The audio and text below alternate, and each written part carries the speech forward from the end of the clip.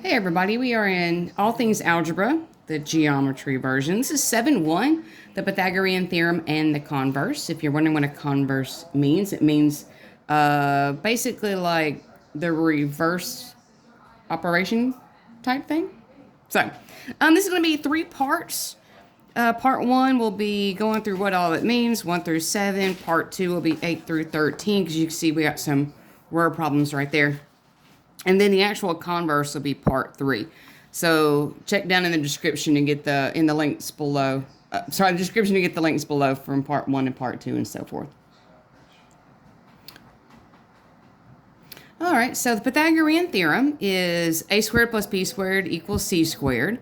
This is used in a right triangle to find one of the missing sides when you have 2 of them. So you used to find the missing side of a right triangle.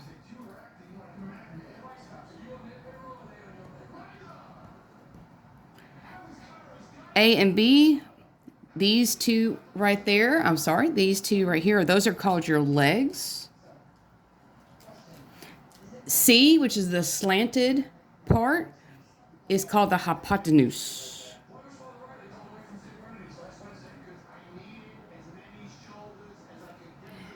For any right triangle, a squared plus b squared is c squared. C always being the slanted. And if you are a visual person who has a hard time distinguishing between the 3, what I will show my students is that I will make this little box right there into this big arrow, and the arrow points to the 90-degree angle. Good Lord, come on, baby. The box points towards the hypotenuse. All right, so let's look at number 1. So again, if you're a visual person and you're having a hard time deciding which one is which, I'll turn this into an arrow, and that points to the C. Now, it doesn't really matter which one is your A and your B. You can make the 8 the B and the 13 the A. What matters is the C, which is your hypotenuse. That is the one that matters, because in the formula, this is the one that's over here by itself. All right, away we go. We are, in fact, looking for our hypotenuse. We're looking for our C. So I'm going to do A squared, which is going to be 8 squared, plus B squared, which is going to be 13 squared. And I'm going to set it equal to C squared, because C is what I'm looking to find.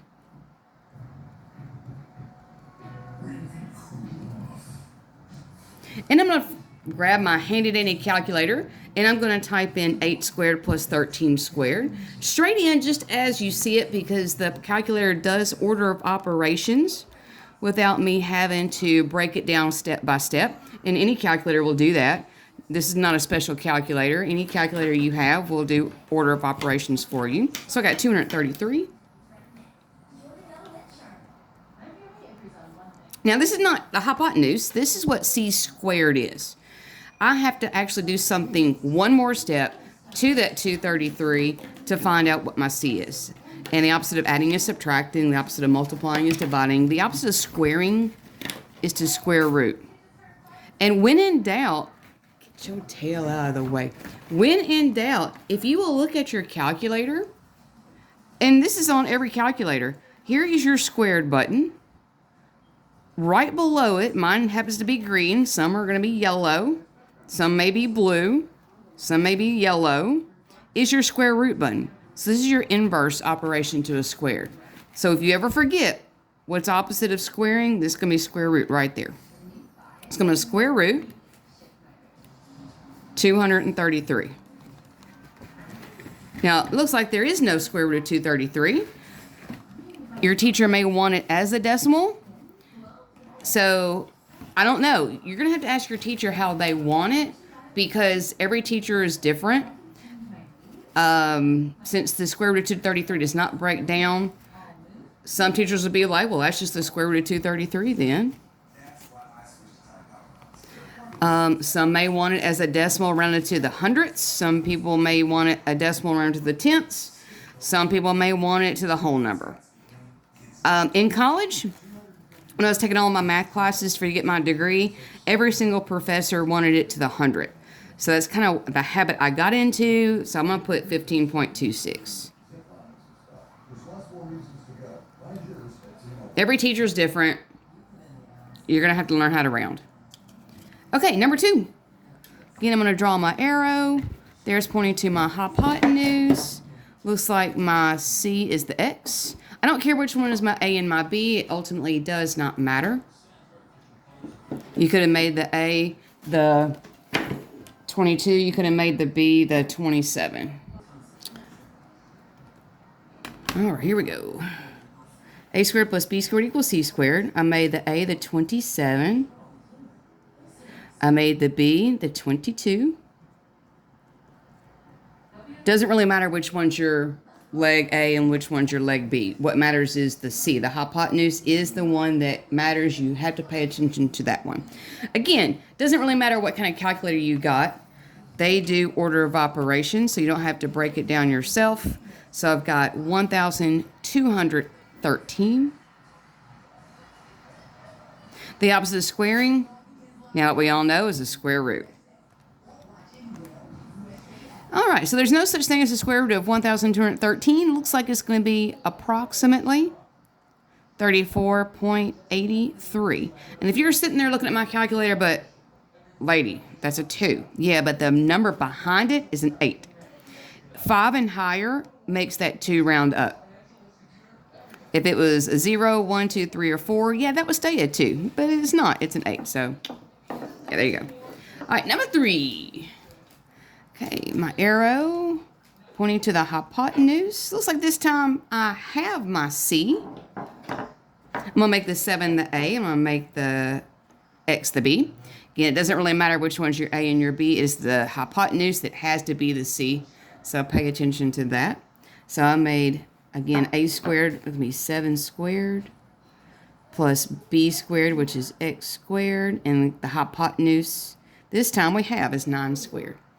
All right, so in the first 2 problems, I told you guys it doesn't really matter what kind of calculator you got. You grab it, you do 8 squared plus 13 squared, boom.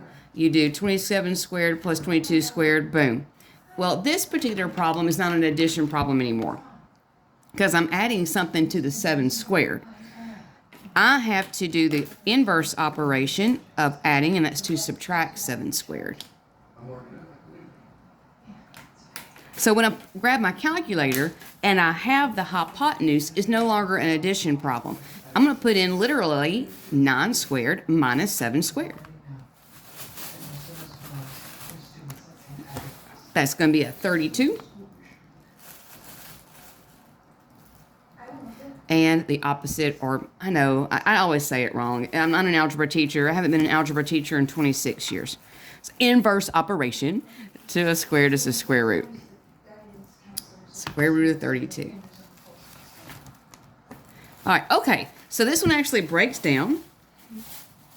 Now, in algebra, you learn how to break down what is this? Why is this on my screen? A radical, 4 squared root of 2. I have actually shown you guys in previous videos how to break down a radical.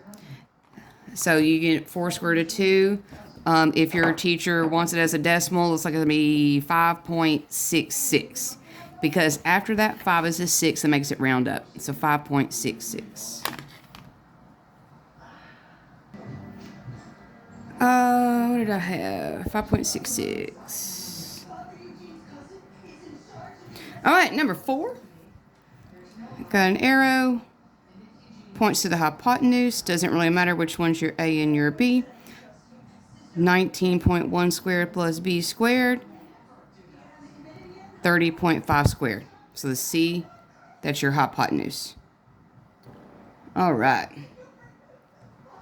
So again, this is another subtraction problem because the inverse operation of adding is to subtract because I cannot add a number with a letter. They're not considered to be like terms. So I'm going to subtract 19.1 squared.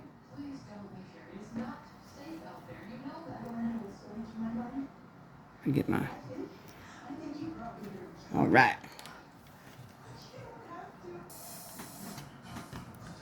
30.5 squared minus 19.1 squared. 2,295.06. All right. What is my next step, you guys? How do I get rid of that squared on that b? All right, we're going to square root. So I'm going to do square root. Now, I really don't want to type all this all in. So see this ANS button right here that's in my calculator is green. That is the calculator's way of typing all of this in without me having to do it myself. So to get to something that's behind a button like this ANS, I have to hit my green second key first. So second ANS. That means the calculator's pulling in my last number. I don't have to retype it all myself. All right, looks like it's going to be about 35.99. 35.99. Again, that's an approximation. All right. There's my box, which points to my hypotenuse. That means 24 is my C. Doesn't really matter which one's my A and my B. But I need to take that 22 that goes all the way across and split it. Because 22 is all the way across, it's going to split into two equal parts. So I guess what is 22 divided by 2? So 11 on the left, 11 on the right. That's going to be my B. So one more time. The slanted is the hypotenuse. Doesn't really matter which leg is your A and your B. So right now I've got x squared plus 11 squared equals 24 squared. Now to solve this in my calculator, what do? Do I add it or do I subtract it? Come on, y'all. What do I do? Add or subtract? If you said subtract, you're right. Grab my calculator. 24 squared minus 11 squared.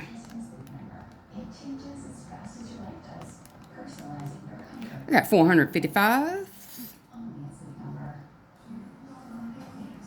And the opposite of squaring is the square root, that 455.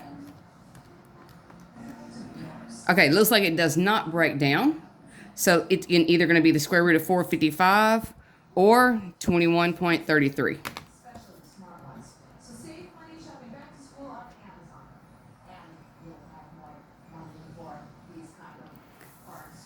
All right, number 6, a trick problem. It's a trick problem. Don't have a right triangle. This is what we call a trapezoid, or it appears to be a trapezoid. To be a trapezoid, the 18 and the 5 would have to be parallel to each other. Still need to find this height right there. So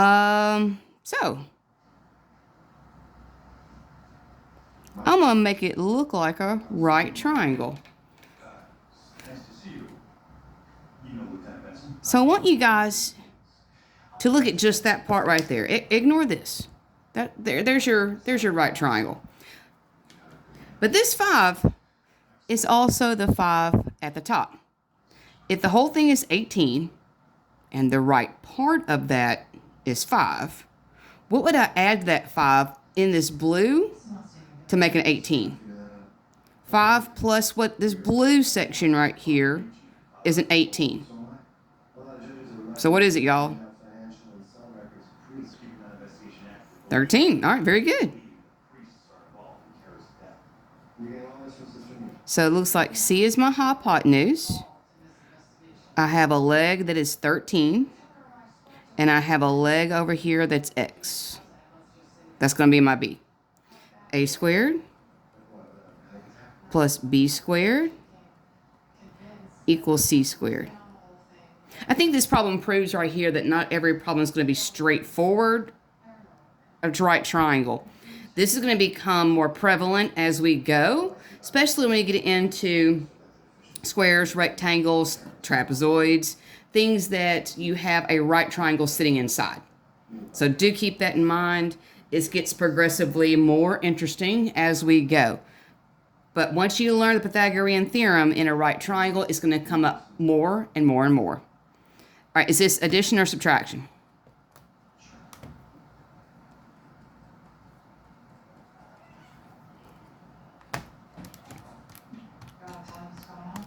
Looks like I got 87.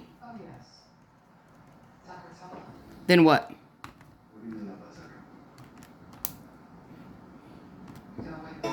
All right. So square root of 87 does not break down as a radical, so approximately 9.33.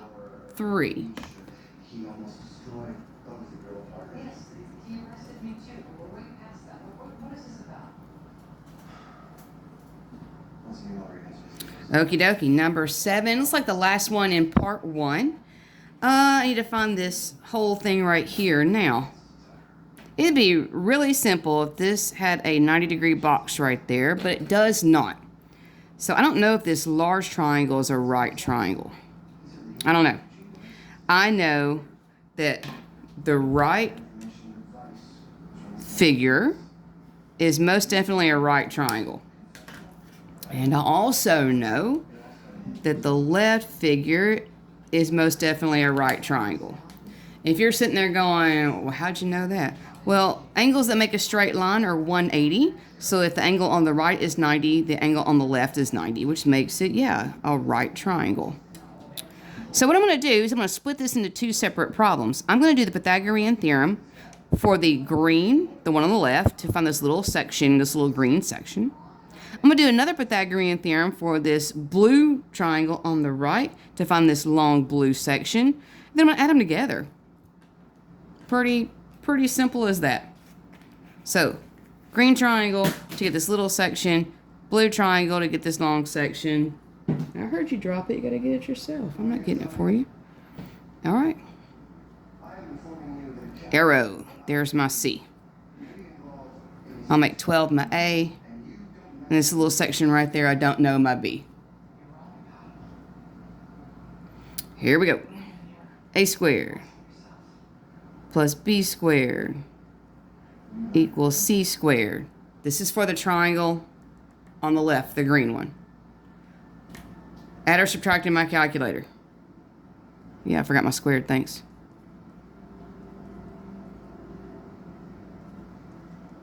All right, subtraction. 14 squared minus 12 squared.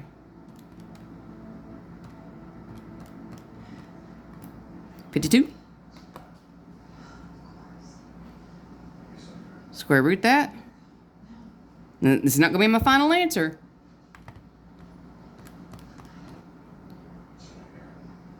Two square root of 13, or 7.21.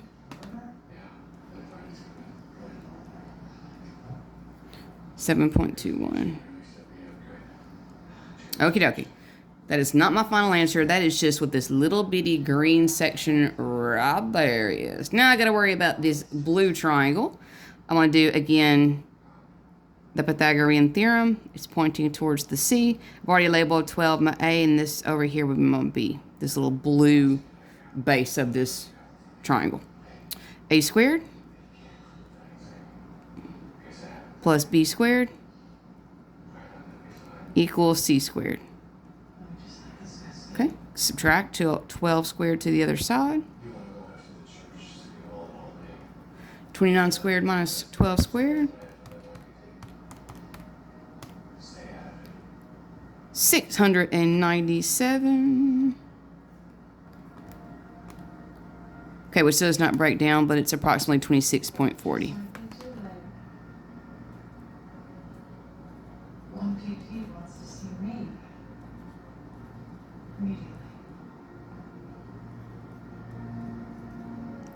Now again, that's not the final answer either.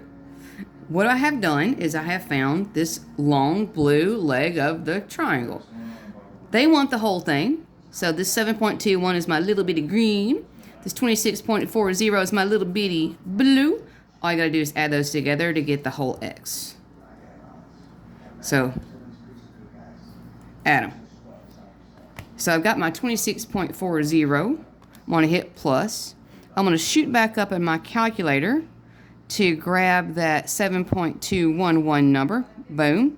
Now I'm just going to hit enter. Looks like the final answer, 33.61. 33.61. All right, there it is, you guys. There's part 1 through 7. Click the link below to go to part 2 because this got to be a long process for just 7 problems. I'll catch you again.